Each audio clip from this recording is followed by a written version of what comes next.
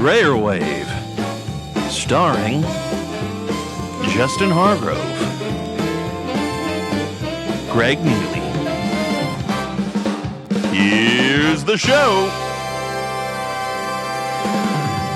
Welcome to Rare Wave, where we ride only the rarest of waves. I'm, of course, your host, Justin, and today we have a very special guest, someone who is a phenomenal guy. I like him. I like him dearly. I feel like that's not how you say it. Like, I feel like you say love him. It's weird. Anyway, but before we welcome him, I gotta welcome our co-host, the man, the myth, the legend, someone who is a phenomenal person. Honestly, somebody who I'm not. Okay, anyway, please welcome Greg Neely to the stage. Gosh dang it. Yes. Yeah. What's up? Good to be here again. Yeah. I'm gonna just adjust so I can not knock that over. Wait, what? What did we name this thing, bro? You named it Steve, I remember. Steve. I feel like it was more like Jemima or something. Jemima. No. Well, not. Jemima would have worked a little better, actually. Yeah, but I think we also figured out that this is a man. I think this is more of a man. I don't know. I'm not. Anyway, this is great. This is great, dude. I feel like my week's been good. How's your week been? It's been good. Yeah, it's been crazy. Big day tomorrow. First day officially on the job by myself.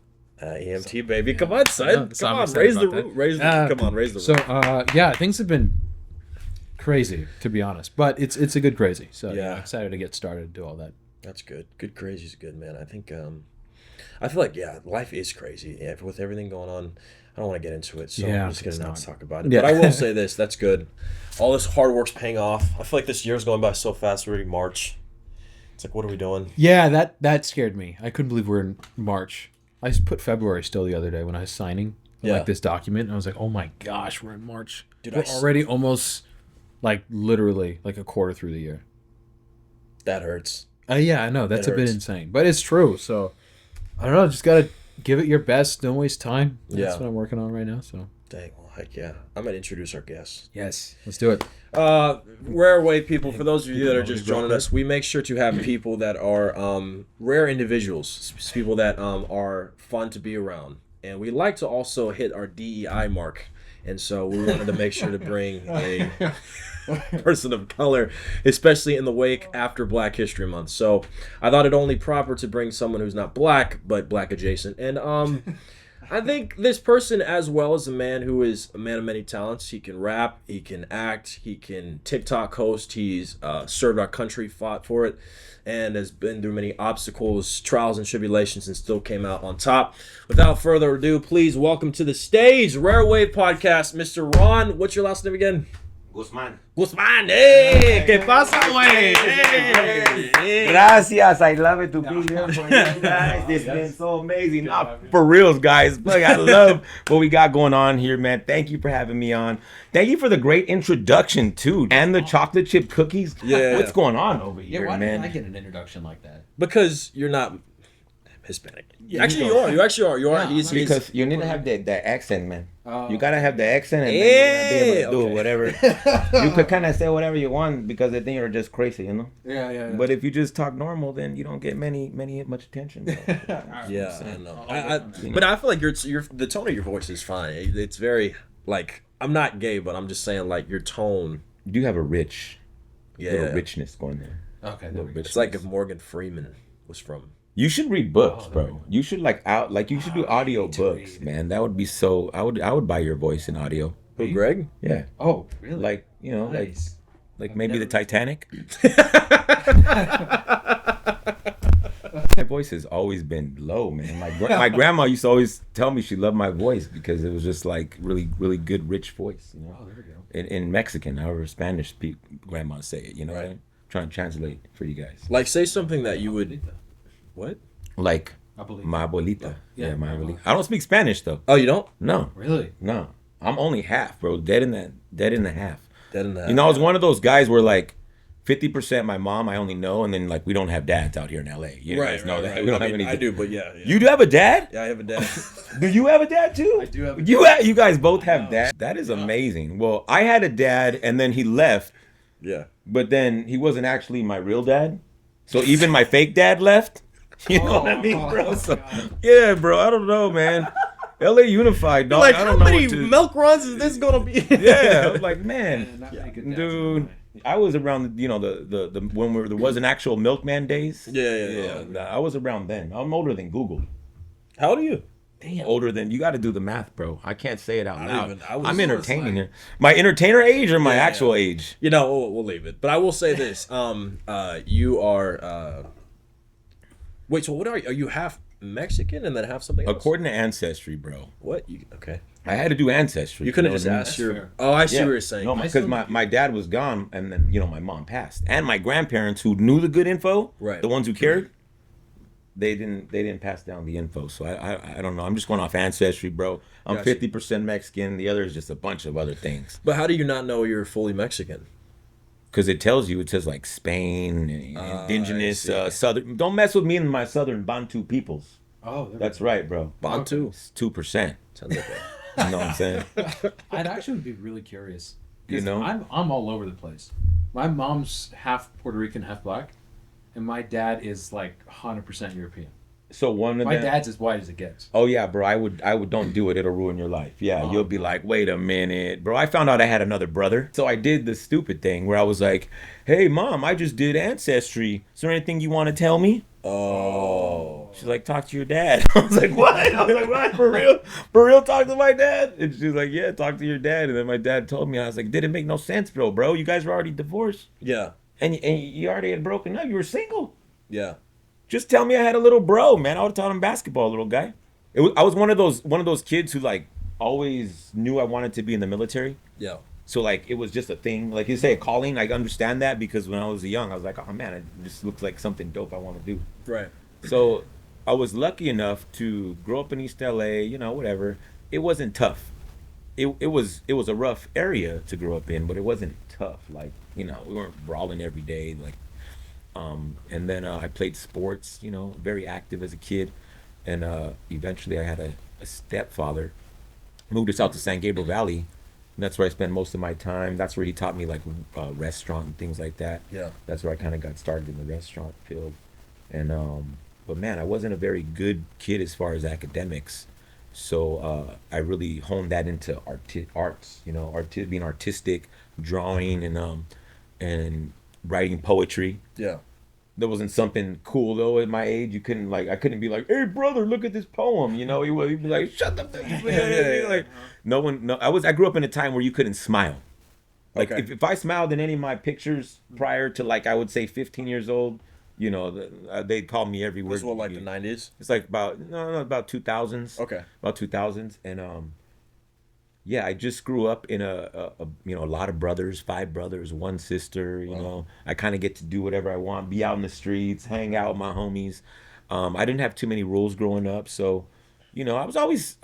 I think when you give a kid a lot of rules, Yeah. they're breaking them all. My mom didn't give me too many rules, so there was nothing I wanted to do. I could have drank, but I didn't really want to drink because I could have drank. I didn't want to smoke because I could have smoked. It just didn't seem as fun to me. Right. But yeah, I grew up and then I went to Roland. I ended up graduating from Roland High School in Roland Heights. So I went from East LA and kind of went all the way through the San Gabriel Valley. Yeah. Ended up in Roland Heights and then did my military service, did some restaurant, and then continued the whole entire time in writing, poetry. After the military, I got involved into music, and that's when my career just kind of like right away. The first time I went into the studio, I was published on an album, Yeah.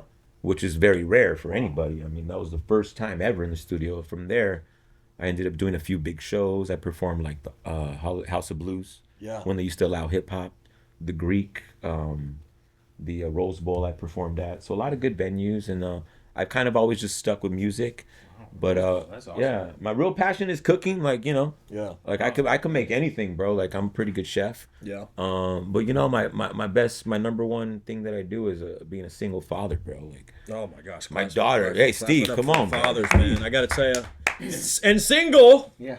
Single, but like I was saying, bro. See, I think, man, being single, bro, being single and having a 17-year-old, dude, that's tough, man. Yeah. What kind of dad are you like? What are you? Strict dad? Are you like a chill dad?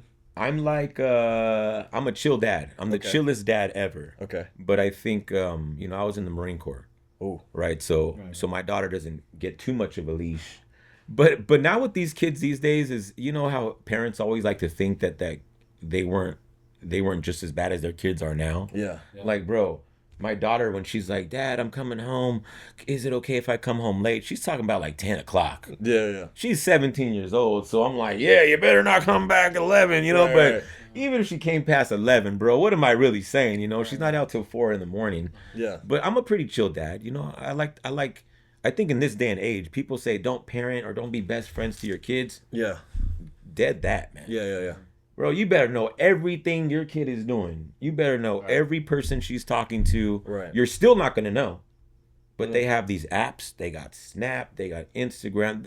Actually, kids don't even like Instagram anymore. Teenagers, They don't? they're kind of done with all like the social media in general, to be honest. But all of her friends, luckily, she's got like some really good friends, bro. God has blessed her with some amazing friends around her.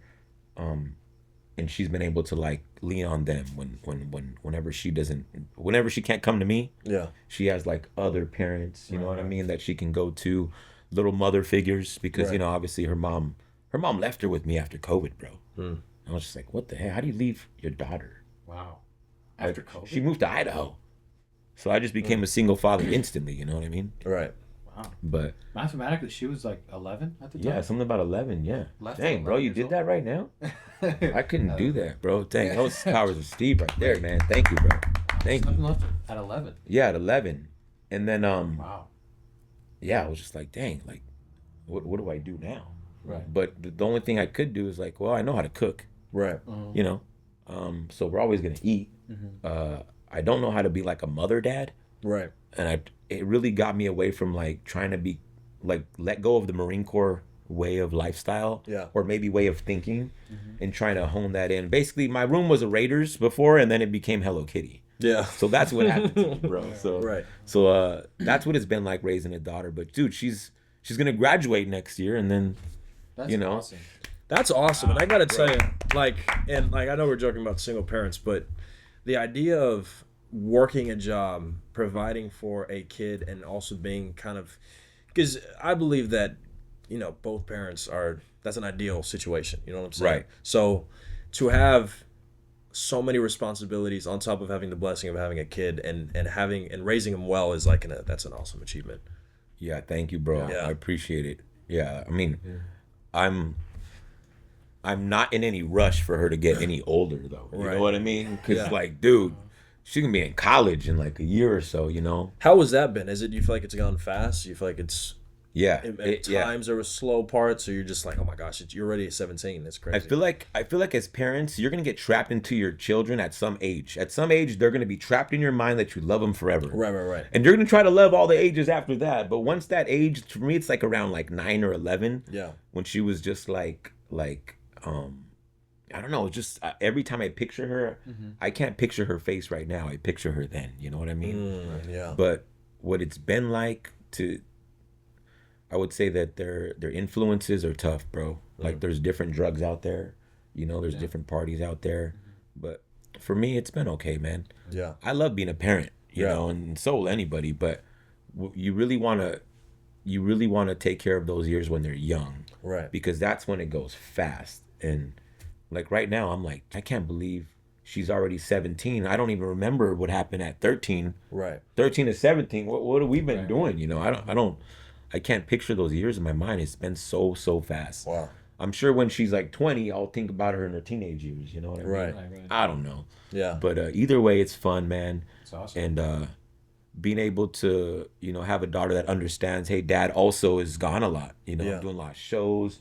You know, we're doing a lot of live filming. We're gone as a single parent. I'm like, man, also every show I do, every live stream I do, I'm taking that time away from my daughter too, you know, and so it's a little balance right now between her being 17, knowing like, man, just in about one year or so, she might be like, hey, dad, I'm going to Alabama or something, you know, I'm moving to Arizona with going to college or something. So so I'm just trying to hone in and just really like figure out what I feel like when they turn 17. It's like you got one more year to teach them how to cook an egg, Right. how to patch a hole. Well, not that I patch many holes, but you know, like, you know, It's like that last year of like, man, I didn't teach her how to do this. Oh shoot, does she know how to do this? Like, man, does she know about taxes? Does she know about like? So you're kind of in one of those rush modes. No matter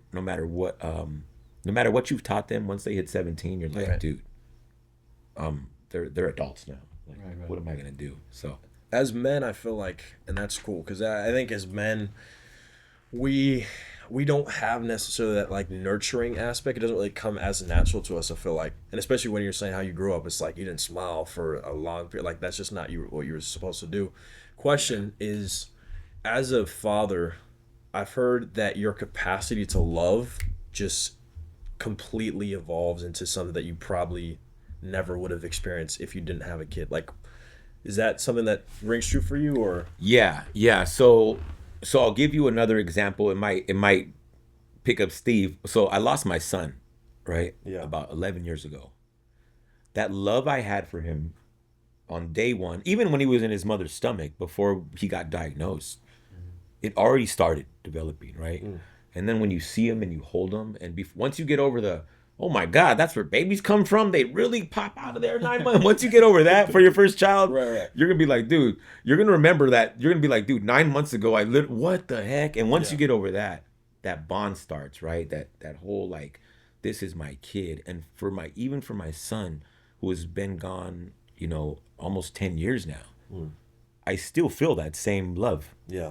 That same amount of love, that same passion, that same energy towards him, of him, and because of him, and it allows me to, as I grow up, it's really a way for me to, my kids help me mature so I can be a little bit softer.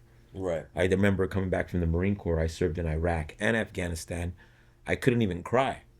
I wouldn't be able to cry. I was at my grandparents' funeral. I couldn't cry. I was emotionally like taken away by everything that I experienced. And having children allowed me to like want to revisit unhardening. When I realized I was having a daughter, I didn't want to be hard anymore. I wanted to feel like what was going on. Yeah. I wanted to feel what she was feeling. There was one time my daughter was driving riding a bike. We're riding bikes, and she hit a pole. And instead of me being like the nurturing, like the daddy, I was just like, man, why aren't you looking out? Why aren't you looking out for the wire? Yeah. And then at that moment she says, Dad, I'm okay. And she was a little girl. Ooh. And that's when I realized, man, I got to get rid of this. Yeah. This whole, like, there's this devil dog we call it devil dogging you, like telling you what to do, right. And making you feel like you didn't know how to do any of it on your own. Right. So coming out of the Marine Corps, having a platoon and being in charge of lives. Right. I hope people give me passes on there, but the only pass I need is the one for my daughter. You know what I mean? As long as she understands. Right. But yeah, man, that love for her, as much as it's molded, it's never been unconditional. And I don't really get some parents who like leave their kids or don't want to be parents. Yeah. Even if it's your intent to want to be a parent, and maybe for some reason you're struggling on your own. Yeah. Man, the court wants you to be a parent. Some of these dads, they lose their full custody. Mm-hmm. It's hard to do that these days. Right. Yeah, it's really hard, bro. The court wants you to be part of your kid's life. So I was like, I'll take her 50%. Yeah. And then after that, I'm sure I'll take her 100% too. I don't know what I'm doing. Yeah. I ain't got no playbook. I ain't got no manual. And I don't think a man has any business raising a little girl on her own into a woman. Yeah. I don't think that. But hey, right. I'll do it. Right. I'll do it. Yeah, and that's honestly, in my personal opinion, that's just all God, and like putting seasons, because you probably could look back in your life and go, that shouldn't have even worked, but somehow it did. Yeah. Because you referenced the Marine, I want to get into that too. Like, at what point you go from the San Gabriel Valley to in Iraq, in Afghanistan? Dude, so manifesting, that's my first time I've ever manifested something in my life. Yeah. I remember in East LA playing with the GI, those little green guys used to buy for like $2. All those little guys, right? And I remember being like, man, I would play Army versus Marines. Right. So that was my first manifestation. One day I want to be a Marine. And when you really tell God that, it really, not only God hears you, the world hears you, and you hear yourself, right? Then when I was in school, about 5th grade, Yeah. I was in school. It was about 5th grade. I did a report on one of the 7th grade wonders of the world. I had no idea the Hanging Gardens of Babylon were gone. No idea. And you guys know how big the world is. Right. Babylon's pretty far from here. Now, you know, Iraq is 18 hours away if you left from Riverside, and I know, because that's where I left from. I left on an airplane from March Air Force Base. Yeah. So we took a long flight over there, and when I did that report, being dyslexic, I didn't do many reports. I didn't do much homework. Yeah. You know, I graduated to 1.9 though. Nah, but I still graduated, bro. Yeah, I still graduated. Shout out to all you. You can do it too, bro. I was like, I graduated with a D average, my boy. How do you do that? Never mind. I'm not gonna tell anybody how to be bad in school, man. Stay in school. Yeah. But so I manifested that as well. I did that report. I picked that as the 7 great wonders of the world. And when I read about it, I loved it because it was like the greenery about it. Boom. I joined the Marine Corps. I do stellar, exemplary at the Marine Corps. I get so many awards. And guess where I end up? The Hanging Gardens of Babylon ruins in Iraq in the Marine Corps during the war. Wow. Literally every part of my dream. I wanted to be in a war. I wanted to. I was one of those guys. You know, you join the Marines because there's one Marine out of every 3 high schools. You're a little weird already to want to join that. Like, I want to go first. Yeah. You know, so that was the first time I ever understood manifestation, when I was in the Hanging Gardens of Babylon. And I was like, bro, the world is too big for me to be right here. That's crazy, yeah. Right now. Like. And what year was that? That was 03. No, it was 2000. Yeah, it was 03. It was 03. Okay, 03. Because I got August 2003 is when I got out. They flew me from Iraq straight out of the war. And how many years did you serve? 4. So you enlisted right before, not right before, but before 9/11. So I enlisted in high school. Okay. Crazy reason why that makes sense is because when I got flown out of Iraq, George Bush said they call it a stop date. Well, it's a stop loss date, but for you guys, it's a stop date. Basically, if you joined after this date, you have to extend a year. Yeah. If you joined before this date, you got to get kicked out of the Marine Corps. For some reason in high school when I joined, that recruiter, if he would have been walking there 1 week later, and I would have met him 1 week later, I would have had to stay there another year. Oh wow! But since I joined in that 1 week, like right on the cutoff, 7 days before the stop loss. Wow! So I had the choice to either go home or leave the war or go home. Yeah. So I did what anybody would do. I left it to my platoon sergeant. Yeah. And about 3 a.m, I was on a chopper on a convoy going back to Ireland straight from Iraq. Yeah. I didn't even know they fly people out of the war. Like, bro, just imagine, like, hey, dog, we're taking you out of the war right now. Yeah, like, yeah. you know, and they just fly you out. Yeah. I was like, what? How's that moment? Because it's the last 4 years of your life. It has to be like, wow, all right. Like, bro, no one's ever asked me that, actually. That moment I was disappointed instantly because I was leaving my platoon behind and my brothers. Right. And then, but Sergeant Rod, he said, man, because I just came from Afghanistan too. Yeah. Prior to Iraq. So Sergeant Rodriguez told me, he's like, hey man, you already kind of did your time. You know, you kind of already did your thing. Yeah. So, and I was a platoon sergeant too. I was only a corporal, but I was a squad leader, I should say. Yeah. But my staff sergeant got relieved, meaning like fired. Mm-hmm. And so my sergeant became staff sergeant. Yeah. And then I became platoon leader. And how many guys are in a platoon? About anywhere from 18 to 24, 25 guys. Just depends on what your mission is that day. Right. Sometimes, well, you have your main platoon, and then you have your squads, and you kind of get broken down into like little things. But yeah, I just couldn't believe that like my life actually manifested into something, and then that same skill of writing every single day ended up like helping me today with my music. Right. So I write about experiences in my music all the time. People don't really probably hear it because it's very hidden. Right. But it's always coming from that military perspective. So yeah, I like it, man. I like it. How were those 4 years, and how would you say maybe serving or even what you encountered and what you saw kind of shaped your mindset to what it is today? Yeah, I would say those 4 years were definitely the staple in my life. It's the one that I pivot off of. Mm-hmm. I don't. My attitude, my personality. Justin knows all the messing around that I do. Right. Bro, it all comes from military jargon, military like leaders, people that I've messed around with. I wasn't too influenced by gangs and living in East LA or in the hood or by, the style was the style. I got my brother's hand-me-downs. I had to wear 501s and white t-shirts, you know what I mean? Yeah. But it didn't never really resonate with me like that. I have a lot of love for people that I grew up with and my culture, my community, but those 4 years were the transitional point where I came out like a totally different person as far as like what I think everybody should join the Marine Corps. I'm not the Marine Corps, but everybody should join the military a few years. Mm-hmm. Even if maybe they had a program where you do like 2 years active and 1 year reserve. I think it just squares people away, bro. Right. It just like kind of lines you up to like there's another whole world out there. Right. And it takes that snow globe away from like, bro, people have never left the state. Right. I know people who've never left the country. Yeah. And I'm like, whoa, man, you have no idea what. And I hate to be the one, oh, you don't know what life is like, but. No, but some people generally don't know what life is like. Everybody needs a true seek of understanding of what life is, right? Right. But that is variable based on, your knowledge. I think my daughter recalling it, there's Disney moms out there. Yeah. You know what I mean? Where they still just want to go to Disneyland, bro. They don't want to marry you or date you, bro. Yeah. But if you want to meet him at Disneyland, go ahead. You know what I mean? Like, like with the Mickey Mouse ears.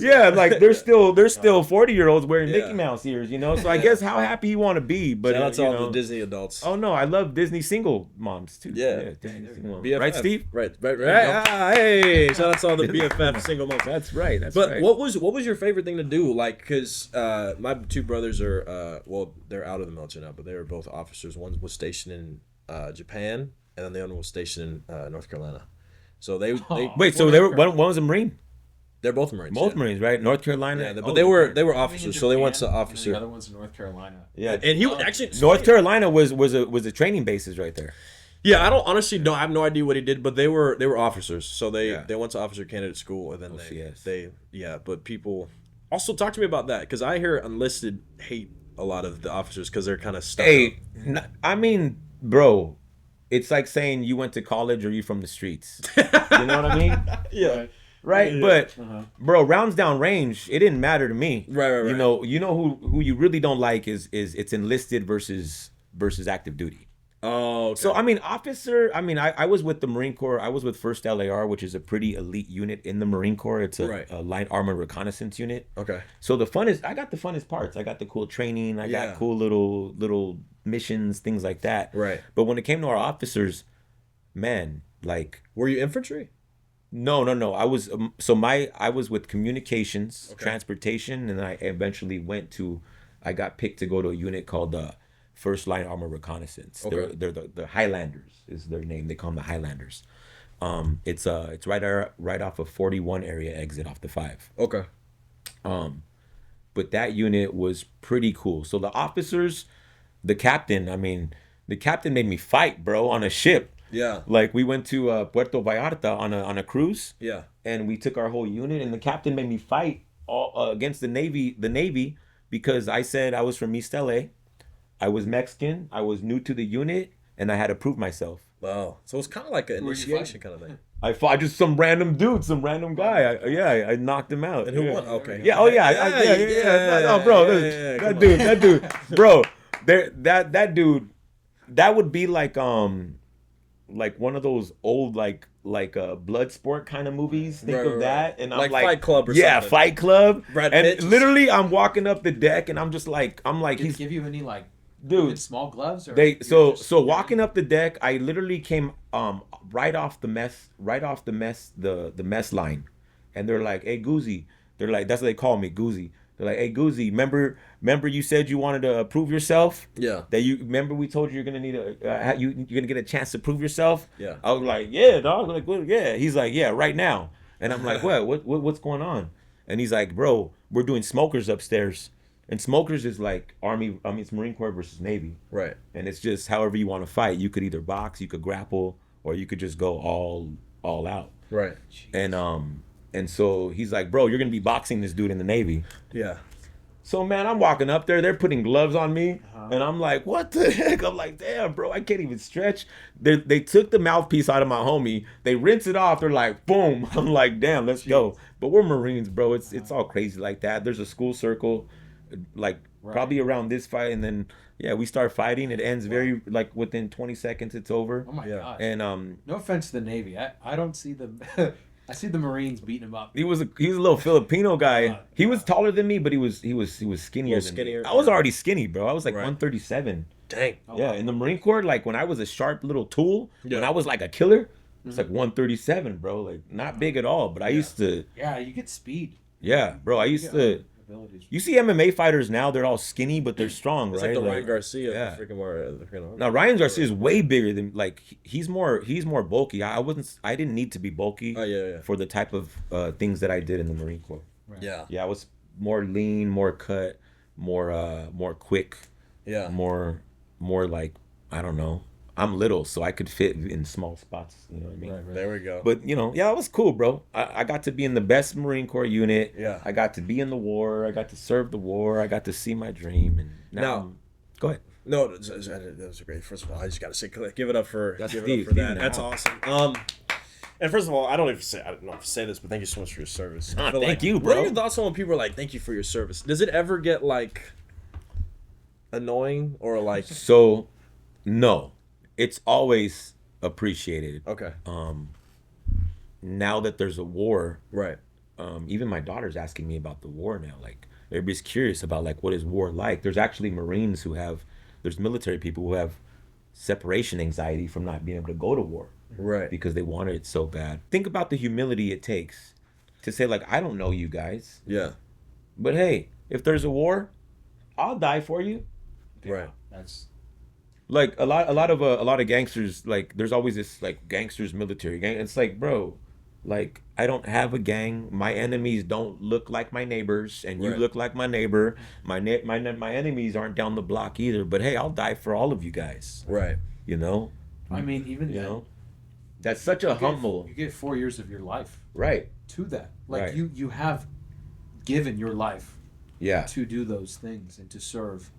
But actually, it ties into something I was talking to Justin about literally yesterday, and I was telling him, like, dude, it's a bit of a longer question where it goes, and I love basketball, Yeah. and No. I was watching this interview because I love sports talk, and it was the most recent MVP player. He plays in the Thunder, and they're doing this interview, and he's talking like, yeah, I'll never ever repeat an outfit, like I just never do that, like that'd be Oh crazy. yeah, I saw that one. And then I remember I looked at Justin, I'm like, dude, it's so nice that we have like relatable stars in today's world. Yeah. And then I was like, dude, I love basketball, and I'm not saying there's anything morally wrong with what he said, but I was like, dude, it's sad that this is kind of idolized when we worship these athletes. Yeah. Realistically, he's good at basketball. Yeah. Like, how far does that go? Yeah. Like, dude, there's firemen, military, teachers. Teachers are shaping the future of the next generation. And Yeah, we for sure. don't prioritize we look more towards spectacle. And like the heroes we worshiped, even like an instance like Michael Jordan. Right. He was a great basketball player, hugely idolized and looked up to in today's culture. If you look at him as a person, it tends to fade away a bit. He was a big absentee father. He was a huge gambling addict. Like, Yeah, there's they a get lot of- write-offs for that kind of stuff. Yeah, big Yeah. time. And I just was like, dude, the people who we really look up to, like, really should be someone who stood for something, who fought Right. for something, who served. And that was just a huge disconnect that I more like realized just from that one small interview. Those segues. No, I think you're absolutely right, bro. Because I saw that same one too. The segue from being in the military. There's just no way Right. to learn where to go and be a leader at anymore. You know, and you're right. I think everybody who served in the military should be in office. You know what I mean? I'm like, how are you in office campaigning and you've never served in the Wow. military? Yeah. Because that's pretty tough. It's pretty. You can serve in the Coast Guard. I'm not saying you got to go to the Marine Corps, but Right. just the act of service for me is like anybody who served. I'm like, man, bro. Just because I served doesn't mean, man, that person who just served 4 years, 8 years. I know. I know someone's getting out of the Marine Corps right now. 8 years. She was a infantry artillery sergeant. She had our artillery unit. She did 8 years in the military. But there's not a good segue. Where do we put her? Right. So everybody knows what kind of boss she is. Right. You know, there's nowhere. And that's so funny too. You just get out. Right. And then she thinks her life's starting over, but those military people don't realize, oh no, we're looking for you to be the leader. Right. We still need you to lead out here now. Right. There's no quick way to get there. There's nobody out there saying, hey, all of you guys who have joined the military, come over here. Right. I got a position for you. I got a job for you already. I got a leadership position for you right now. I have to say a huge, sorry to pay off this. One of the things I love, I have a close friend. I also worked in the restaurant industry for a very long time. Yeah, good. I was a server at some fancy Beverly Hills restaurant. And there'd be interesting clientele. There'd be struggling days. You get snapped out or whatever. I really struggled because I'm a very loyal person by nature. Yeah. I think a lot of it has to do with how I grew up. Part of it's just instinct. But one thing I loved about one of my coworkers who'd been in the military for years, he had this loyalty like ingrained in him. Right. And I would mention it to him. He's like, yeah, dude, no one's left behind. He'd always say that. And he's like, yeah, that's what I learned my whole life. Yeah. Because especially in today's world of business, it's business first before people. Right. They'll walk all over you if it means they'll make more money, or they'll drop you without a second thought if it's better for the business. And I love how oriented it is to people and like that focus, no one left behind. And truly, I loved working with the dude because it was so much bigger, the person. Anything could happen. He's like, no, make sure you're okay. Yeah. He'd check up. Nothing's bigger than the mission. Exactly. Everything became second to you. And I loved his, just his care, but also he'd stand up for you. A guest would yell, he'd come up and be like, absolutely not, this, that, don't talk to him like that. And he was really there, and he just had your back no matter what. Yeah. And that was such a refreshing characterization that I also find very rare, because I understand everyone do what's best for you, but few people go out of their way to also make sure and really care for you because they're so concerned in themselves. There's just like an extra tenderness that they know how to do to give, selflessness. There you go. There's selflessness. Because they're putting the greater good above their own need. Yeah. Like you gave years of your life to go serve in that war to protect for our freedom. So you reminded me of a story that I don't ever tell. And I'll say it here because you're literally speaking on it right now, and it's not has nothing to do with me. One day when I was there in Babylon, there was a loud bang, and what they did is they shot down one of our choppers, one of our Cobras got shot down. It landed in the Euphrates River, which you guys know, right? 2 Marines jumped in to try and save the Marines that were in the chopper from drowning. Everybody died. And I was like, wow, I can't believe those Marines, they did it. They did we get these Marine Corps stories of heroes ingrained in us, that these acts of service that you're talking about that have nothing to do with who you are, but just giving your life for someone else, making that ultimate sacrifice. And that's why they say never leave anyone behind. And when those Marines got to do that, that was their privilege to do that. Yeah. They felt privileged to go do that. You know, we didn't. What we ended up doing is taking out our freezer. We took out all of our rations for everybody that came. We took over Saddam's palace, and everybody that came there with us, we emptied all of our meal rations out that we had stored, and we put the bodies in there so we could bring them home. Wow. Because forget the food. Who cares? I don't eat for 4 days, whatever. I'll get some bread or something. Yeah. We put the bodies in the freezer and we send it back to the rear. Never leave them behind. That's your guarantee, bro. I'm never going to leave you behind. Yeah. Yeah. It's really important for military people to have their last wishes. Yeah. That's why I'm glad when people die, whether you're broke or poor, if you were a vet and something happened to you, you get at least your military taps, you know what I mean? That is so special. Yeah, it is. My uncle, who I'd only met a few times, I went to his funeral Yeah. He lived mostly in Puerto Rico and Florida. Got you. I went to his funeral. He served, and they came in and did the Trump call. Yeah, how did that feel? Like the first time? That was the first time you experienced it? It was the first time I experienced it, and they came, they folded the flag. Yeah. That gesture, it really meant so much. Feel some, huh? And they went to his wife, Yeah. said a few words, handed her the flag. That means so much. It really did. And also there's like a pride. Yeah. Yeah. And it's like, because it's a brotherhood. And you're really signifying, you're also thanking, and it's the last call. Yeah. It's so moving. It really was. And No, go ahead. Joe, go ahead. You're the No, I like how much people. I like how people have a send away, and then when you leave, it reminds people, wow, how heroic was this person? You know, Right. no matter what they did. Like I still have friends today that tell me, hey, I remember when you were in the Marine Corps, bro, and how much you inspired all of us when Yeah. I was in high school. We couldn't believe what you were doing out there. You know, things like that. I'm like, man, I really be impacting a few people once in a while. Dang, man, I love it. Come on. Yeah, come on now, Steve.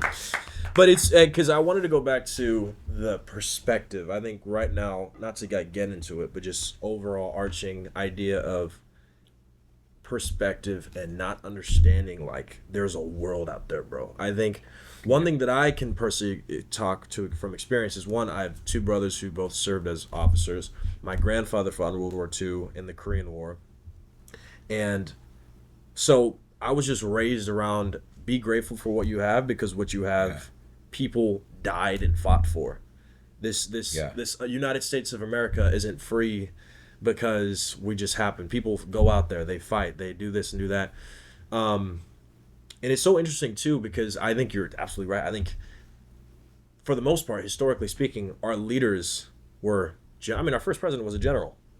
You had all these guys who served, and they were people. And I think even before that, it was the guy who led the army. The leaders. The king. The was leaders like, were "Alright, the let's ones, freaking attack those motherfuckers, you know what I'm saying? Yeah. Biden and Trump couldn't. Okay, I'm Yeah. sorry. I'm not to get. Imagine Trump in the front of the. Anyway, I'm just saying. And I'm not to get politics, but I'm just saying. 6'3" Biden could have did it. Yeah. See when Biden grew 6 inches? Yeah. But Biden, if Biden was on a horse. Biden could have got him, bro. Oh my God. If Biden was on a horse. Yeah, it'd be the backwards. He'd be like, what the fuck? Yeah, bro. Couldn't get on the horse. Yeah. Bumping. He couldn't even get on a bike, son. We might have to cut that out. Anyway, so yeah, but it's just, to me, that was just a little side note that I wanted to add because it is insane to me to think that, like, I'll see people that I'm just like, you don't live in the way to where you're, like, grateful for what you have. Because I could, like, if you've been to other countries, for example, I was just talking to somebody about this the other day, where the only place I've really been to is, like, Albania, outside, and Albania was in communism. And That's a communist country? well, they were, but they've been out for 20, 30 years. But since they appreciate life more. There, you see more people. Like Albania has the most amount of coffee shops per capita, and people are using it. They're old dudes on the outside, just hanging, having a good time. They're talking. They want to have conversations because they're like, oh my gosh, we have freedom. They want to learn about religion, culture, things like that. And I just think that America, we've been in such a free age for so long that I feel like I'm not saying we need something like communism, but I'm just saying like Culture. Dude, a wake up call. Yeah, a wake up call. And I think that And again, this isn't me, like, I never would say that's a good thing. 9/11 changed the attitude of America because once something huge happens, all those smaller things, like, again, what I referenced, like, with all the issues in the world, you're talking about I'll never, ever double wear an outfit. It's so out of touch, and you stop and... Yeah. Like, that's what we're talking about right now with all the problems in the world. Like, it's just... We prioritize... just spectacle over substance is how I put it. Yeah, for sure. Where if you actually go down to it, something crazy happens, you'll realize what's important real quick. When you're dying, you don't, a lot of things that I want to go do this, I want to do that, that doesn't matter anymore. You want to be with your family. You know what I mean? Those priorities are so, like, shaded. We're just focusing on the wrong things. Yeah, I wish there was a better connection between politicians and sports athletes who actually have influence, which it doesn't matter how, even your weakest NBA player has a huge influence on his community at home, where he came from, that little town in Wisconsin. Yeah. Like, Minnesota. they have, but why I've seen politicians I've even seen it on TV where they're like acting like athletes don't have a real voice, and maybe they have an athletic voice, but it doesn't mean that as an American, you have an American voice too. Right. You know, you could be a general, you can be a sergeant, politician, work at McDonald's, work at Chipotle, or not have anything, but you still have an American voice. Right. You know, and I wish politicians. Do you really see politicians and athletes really like? You know, that's a good point. Yeah, and you don't. You'll see actresses, you'll see actors, with politicians and things like that, but you'll never really see athletes like that. But honestly, take your typical athlete. You know, I know people who are athletes. I know people who are playing at USC right now, and as athletes, are you really growing up in politics? No, you're not. Your sports is your life. Yeah, so everything. So it just gets kind of hard. Like Colin Kaepernick, I feel bad for him. I mean, Jesus. Yeah. I still think about that. Like, man, a guy put his knee down and lost his whole career. All of it, every little thing. It's like saying, I put my knee down and they kicked me out of the Marine Corps, and all those stories I just told go away. You know, like now he tried to do it in politics, but bro, you have to act. You can't do that. You know what I mean? So once they mend that connection between athlete and politician in those local areas, you know, you ever see Lakers and Dodgers with our mayor in LA?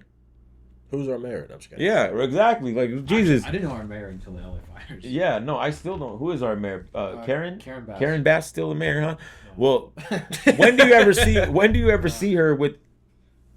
There's such a disconnect. Yeah. Oh, absolutely. Like the riots were going on and the Dodgers are playing. You know what I mean? and, you know, got half the town like, oh, I'm not going to the game, and half the town's like, oh, let's go Mookie, let's go Shohei, let's go Shohei.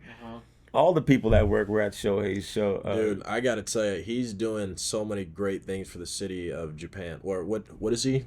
Yeah, he's Japanese. Yeah, he's Japanese. Yeah. Okinawa. Arigato. So we talked about Marines, man. The transition from Marine to musician. Eminem, son. The Marine to Marine. Palms and ready, knees weak. No, the transition from Marine, it's actually kind of sad, bro. Like another sad story, we'll say like another obstacle in our life that turns into triumph, right? Like my cousin was murdered. And I wrote a poem about it. Wow. And so I didn't really plan on getting in from military. When I got out of the military, I wanted to be a head chef, and which I ended up doing. I was a head chef. I opened up restaurants for many years. You did poetry as a kid as well. Yeah, so I'd always done poetry as a kid, right? I just didn't share much of it. But when my cousin got murdered, I shared it to my best friend, and he was like, "Hey," he's like, "Bro, that's like if you took out this word and that's like some hip hop right there." Yeah. Then I called my other homie who was in music, and I was like, "Hey, bro, I got this verse I want to show you." Yeah. And then I would say within 30 days after that, I was shotgunned into music. Yeah. You know, luckily I'd volunteered with some veteran stuff, so that got me the Rose Bowl show. So when I got to rock the Rose Bowl, right after I got off stage, they signed me. Yeah. Yeah, because they didn't. What happened is the band that was on was a pretty legendary band. They sing Lowrider, Cisco Kid, all those old school like Latin songs. Right. Their mic dropped off, and the whole Rose Bowl was there. Yeah. So the band needs more than one mic. So the one mic that did work, the dude's like, "Hey, don't you rap?" And I'm like, "Yeah, I rap." He's like, "Well, go up there," and like, cause the MC was bombing, bro. He was going hip hop. He didn't know what to do because it was just random. I was like, "All right, cool." So I remember I handed my daughter to him. What an opportunity! Yeah, just out of nowhere. Yeah, I just volunteered as a veteran. I knew it was for veterans, and I was a veteran, so I just wanted to volunteer. And then they had put the veteran wall up. Have you guys seen the veteran wall? Yeah, bro, it's amazing. They take it around tour. Yeah, okay. Yeah, and so they put that up, and I volunteered. Ended up going on stage, and then before you know it, bro, I'm recording at Universal in like 2 weeks after that. So my transition, I would say, was like you're in music now. And what year is this? That was 2004. Okay. I think it was 2000. So this is like right after the Marines. Right after the Marines. I got August 2003. Okay. So I would say by like a few more months later, I was already like not knowing that I was gonna have this huge musical career, which has now turned into I'm more of like a performing artist. Yeah. I write a ton of songs. I have so many songs like in my computer, but I love to perform, man. I love to do the shows of it. I love for someone to leave and they're like, wow, that guy right there, like I would see that again. Yeah. I would see that show again. I'm not out there just performing songs, you know. To me, it's like performing some hip hop songs. Yeah. It's like, bro, now I want to make sure the MC element is in there. Right. I want to make sure everyone in the crowd can relate. I think it's the ultimate entertainer, that entertainment going. I just want you to have, I mean, the same with the comedy. You show up, you have a drink in your hand. All right, we're going to have a good night. We might forget about the suckiness of the day, the week. Yeah. Just have a good time. Just that escape, huh? Yeah. In terms of artists, one of my favorites is J. Cole. Yeah. Just because, as you were saying, he raps about such deep topics. Yeah, J. Cole was one of my favorites. Listening to his lyrics, it really just, I love it. Yeah. I could just really talk forever. Talk a little bit about having those meaningful lyrics, as you were saying, and it's the story and really rapping about that meaningful thing. Because there's a lot of music that sometimes a little bit more about just more fun and all that, which is good. But I love kind of those songs have always been more my favorite. So I think the fact that once I started getting into hip hop, all of my homies, it was like true hip hop. Right. Like there's one mic, 6 people. Who has the best verse? You're gonna go record. Everybody else better wait. Yeah. That was my kind of hip hop. I had to freestyle. You know what I mean? I used to love J. Cole, and then when you back out of a rap battle, bro, I can't get over. I still can't get over that, bro. Okay. Yeah. Did It's you like- hear his song? I did not hear his new album. He had a song about it. Yeah. The response song. Once, bro, we're from LA, man. Once you said you're out, I've never listened to J. Cole since, bro. But he kind of gave a forewarning There's about too it many artists, when he was though. talking about Bro, like I'll never like beef with a nigga for nothing. If I was a rapper, it's gonna be legit. It won't be for clout. But It this won't one be for was- fame. It won't this be one 'cause was my lit- descendants this the one same. was What legit. Okay. You Yeah. gotta promise me. All right. He wrote this song specifically about him backing out. By the All way, right, we wait, love wait. J. Cole. Dang All it. right. It's called Port Antonio, I think. Yeah. You gotta listen to this. I'll listen This to is it.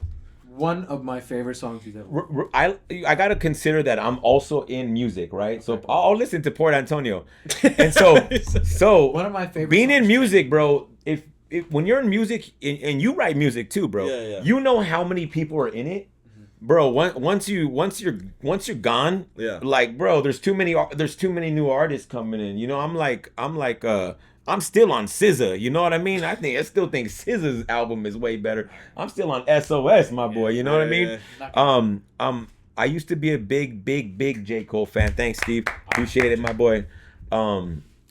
But I would say for me, my creative hip hop is I'm writing too much music to listen to anybody. You know, I'm writing too many songs. I got a show. I just got booked this morning, bro, for J Electronica in Vegas. I'm gonna go back to Vegas and do another show, and then Probably, and then they called me back for another show with MC Magic and Baby Bash. yeah. 30 days later. So, that's baby, Slo-Mo's got a lot of music. I got a lot of music coming up, but what you can expect from mine is that there's some hip hop in there. There's some real, like, I have this one song that kind of starts off slow, a little more artistic, but Yeah. once you get into that verse, no one's rapping better than that, you know? Right. I said, like, Krylon maps the streets. We push the tears down and forced to pick between Montana tips or the grips we squeeze. Mm-hmm. So translation is like, you know, if you think about that, you like, which one you gonna pull? Which one you pulling that trigger? Or you pulling that spray can, bro? Pick one, because it's the kind of life we living in out here. But Who's some of your influences? oh man, Ludacris, Luda. Master P, and all the No Limit. I would say Twista. You know, but other than hip hop, bro, you're talking about. I grew up by a single mom. You know, so I grew up with Aretha Franklin, Diana Ross, Minnie Riperton. You know, Etta James.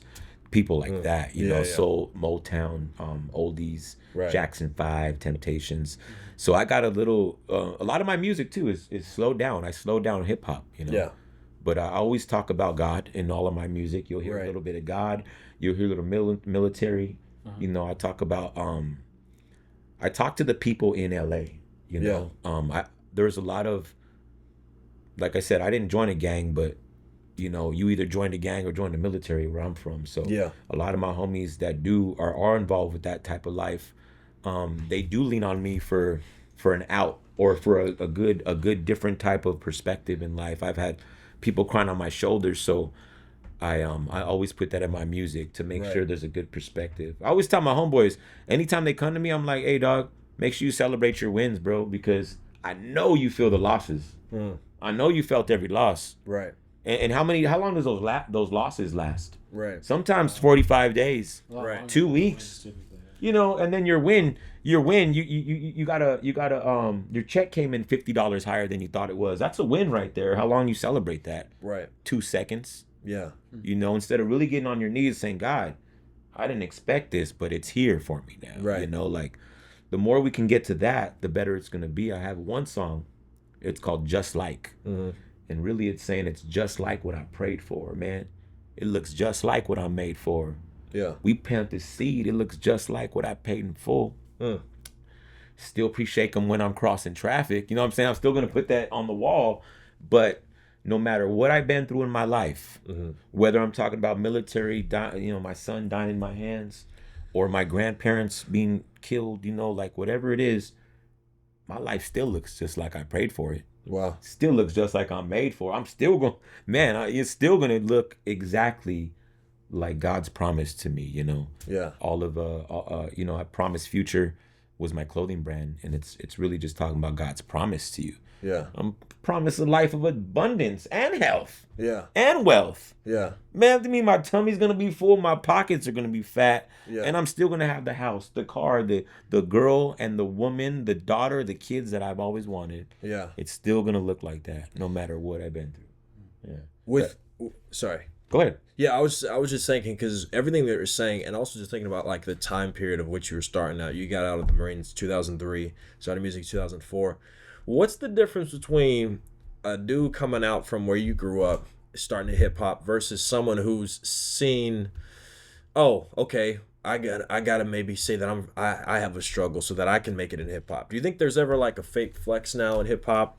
Yeah. What are your thoughts on that? Because Hey, I feel like there is, but that's just Bro, I'm personally me. backstage at every Hollywood show there is. If you don't know, you probably see me backstage if you're in music at some point. If you're on the bigger shows, and I tell you what, man, there's a lot of fake flexing going on back there, bro.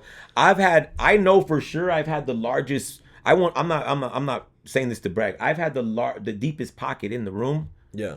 And it definitely didn't look like that in the room. You know what I mean? I'm like, man, there is a lot of fake flexing. But remember, we're not trying to be fake. We're artists. Yeah. We're entertainers. Right. Just like when you go to a Las Vegas show, Right. and you see them wearing, you know, glamour and glitz. You think every cocktail girl has real diamonds? Like, nah, they don't. They don't? There is definitely there is a segue though for anybody starting off. Right. And the fact that there is so many tools digitally available for them to start creating, whether you're making beats, writing songs, whatever you're doing, man, just get creative and stay within your own realm. Don't feel like you need to write about gangsters, because not everyone's a gangster. And that's also something I noticed too. I feel like, I think back, because I also remember growing up and being like, man, like my dad's in the house, I can't be a rapper. You know what I'm talking about? Like, that's literally like the thoughts I'd have. And then you have a Jack Harlow who's like, I'm vanilla baby, and I'll choke you. I ain't no killer. So there it has. Not everyone has to be an Eminem, whether it came from Detroit or something. You know what I'm saying? Like Post Malone, he went into music, got into rap, got out of rap, and then he used it, and now he's back to country. Now he's on podcasts wearing camouflage. I'm like, bro, talking about I don't listen to rap. He made White Iverson and got on out. You know what I'm saying, bro? But that's that. I like those songs, but I wouldn't. I hope Post Malone would have never tried to say he's a gangster. You know what I mean? Because then that'd be kind of weird. He's never done that. Yeah. So I'm glad that he's found his lane, and I've seen him live. He's amazing, guys. But he's my favorite artist. I'm really about the show. Right. If you could put on a show in front of me, and I tell a lot of artists that are coming up, baby, it's still about the music. I don't care how many shows you go, podcasts, and how many things you do to promote yourself, bro. It's still about the music. Right. And once that music's out, if they go see you perform, and you can't hold that mic right, oh man, I feel bad for you, bro. Yeah. Because, I'm going to call it out first. The fans are going to call it out right away, Yeah. I've seen artists, hey, y'all ain't feeling me? Oh, y'all ain't lit? Yeah, no. That's kind of like what a comedian bombs, and they're like, Yeah. well, it was the crowd. Like, your jokes suck, bro. Like, Yeah. you try that anywhere, it's gonna suck. So, what's the future look like, bro? So, you're doing music.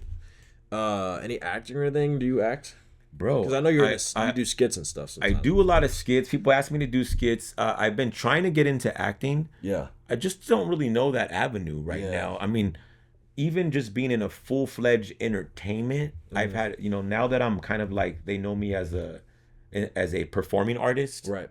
Of course, my next one, I want to be like that old man, right, grumpier old men. I want to be those dudes. You know what I mean? Like, sea bass. What do you mean, sea bass? We don't even need go fishing. You know what I'm saying? I want to be like one of those kind of guys. Obviously, I like comedy. I think that's why we're so cool. Like when we hang out, man, like easy to get along with. But I would say my music is at its baby infant steps. As much as I've done for as long as I have, I'm still at the infancy of my music. Yeah. And so I really want to see what this album provides. The feedback, I think, has been amazing. I love that everyone has their favorite song already. Wow. So no one has the same favorite song. And I like that it's palatable. People are able to listen to it. It's not really rap like that. It's not West Coast like that, It's more like a chill lo-fi type vibe. So I think once that's out, I've been getting booked so frequently, like, and what a blessing. You know what I mean? I've been getting booked like now 2 major shows a month. Right. So hopefully by the end of this year, I can have a better answer for you next time I get on here. Because I'm really hoping that the music does what it needs to do. Right. My music is infused with God. It's I write every song for the crowd. Right. So there's no song I write that's for like my girlfriend or something like that. Everything is for, even when I use words, it's more of like, I want everyone to get an anthem or something. So I'm just hoping. So far the algorithm's working, man. A lot of people are like, bro, I see you out there, but what are you doing? I'm like, you got to come to the show. I'm selling 70 tickets now. Yeah, we're selling like 70 tickets, I think, last show. That's a lot of people, you know what I mean? Just for like a little opening act or whatever you want to consider me, performing act. And then the promoters are all saying that, the guys that we do music with, my whole camp, that we can be at any show, we can entertain anybody, and that's why they keep booking us. So I'm gonna keep rolling with that, bro, because entertainment like Ludacris, that'll find you when you get big enough. You know what I mean? I need that $5 million paycheck. Yeah. That's awesome. We all can use some of that. Yeah, any movies, anything like that. Yeah, well, I love it, dude. Okay, so what are your socials, bro? Give me your socials. Social is Slo-Mo_Vision. SLOMO_Vision. Heck yeah. And then my rap name too. Don't find me on Spotify. Some guy has Slo-Mo and he doesn't realize he's from the UK and all his music's coming to my account. Oh yeah. And bro, I don't want the $20, bro. Yes. I just don't want people to think my music is yours. Yeah. This new album Midnight is gonna be under Slo-Mo Vision. Slo-Mo Vision. Okay. Slo-Mo. So just like my IG name. And do you have a date for the release date yet? Yeah. Bro, before the show in Vegas, I need to have the album merchandise ready for that Vegas show. So that's when, next month? It's next month. Next month. Shoot. So April 8th. April 8th. Okay. So it's crunch time, baby. You know what I'm saying? Yeah. You guys should come to the studio. I was gonna say we gotta make it one of your shows. Yeah, bro. Definitely gotta come to the shows, and then I gotta come to Justin's show too. See what you got going on, telling them jokes, baby. We'll drop some jokes. But thank you guys for having me, man. I really appreciate it. It's been amazing. Thank you for allowing me to share my story with you guys. And hopefully somebody, whether it was military, they're thinking about joining or becoming a music or whatever there is. Hopefully somebody was influenced by it. Yeah, and I always like to end the show with like someone who's watching, thinking about doing the military or thinking about music. What would you say to them? I would say if music is your dream and it's a real calling or whatever calling on your life is, like stick to that, and you're gonna eventually get paid for it, a lot more money than you ever thought you would. And if your dream is to join the military and you need that as a stepping stone, it is the perfect stepping stone to get yourself with some good benefits coming out, some good education, like not actual education, but like different worldly type of education. Working with people from all over the world, working with people from all over the U.S., different languages and cultures. It was the best thing I've ever done, man. And I would never take away my years of service. There was bad parts, there was good parts, but I think everybody should stick to the callings. Those are 2 callings on my life. Right. So whatever the callings are on their life, man, stick to those. Stick to those and then get paid a lot for it at some point. Become expert at it. There we go. Well, thanks for joining us, brother. I appreciate you, Yeah, my my guy. brother. And thank you so much for all the people that watched Thank this you, episode bro. of Rare Wave. And we will see you guys next time. Yeah, friend, father figures, bro. If you need, remember, let me tell you.